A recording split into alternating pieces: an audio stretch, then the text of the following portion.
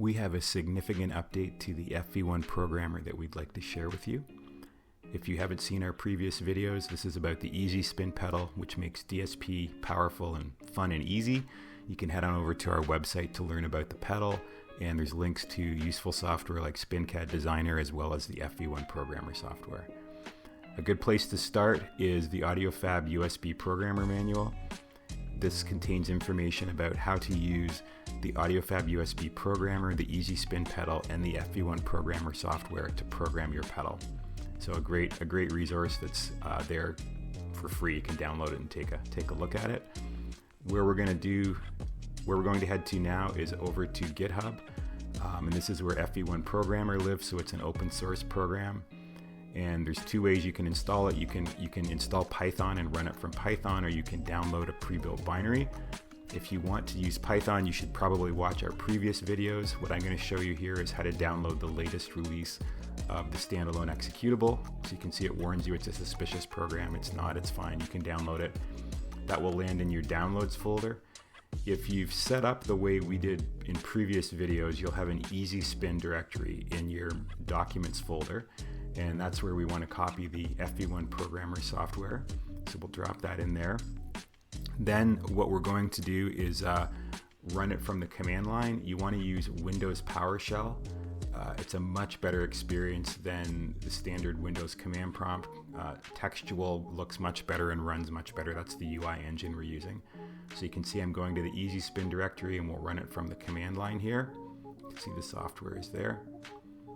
So this gets run, it launches, and you can see immediately on the initial screen that comes up, there's no programs loaded yet. There's a lot more useful information.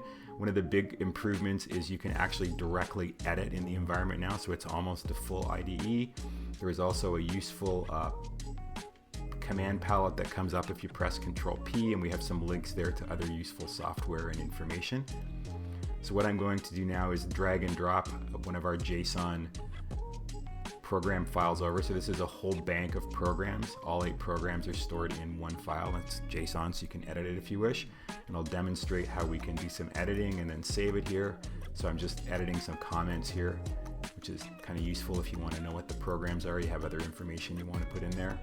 So we can do this editing. And again, there was a link on the first page to the textual command palette when it first loaded.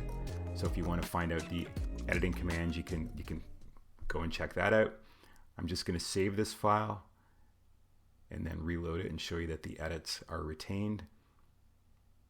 So now we can just quickly load that. Now that file was saved in the directory from where you started FV-1 programmer. So you can see it's loaded up and those edits are both there. So now what I'm going to do is demonstrate how we can rename the tabs. So those tabs at the top now have names. And I'll just rename one here and show you what that looks like. So again, you just hit Control-P and you can see it renamed the tabs. So that's a convenient way to keep your programs organized. I'll just put that back to demonstrate how easy and quick this is.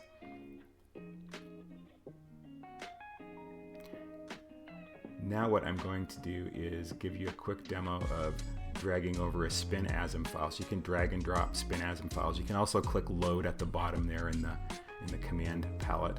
So I just loaded another file here. I'll rename the slot to call it plate because it's a plate reverb. So again, you can see how quick and easy that is.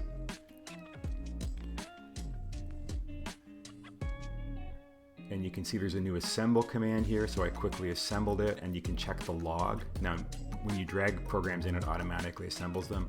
This is just showing the settings. One thing we've changed is spin reels are on by default. We're using ASFV1, which is a great open source FV1 assembler. And if you want to run a lot of spin code that's around, you need spin reels on.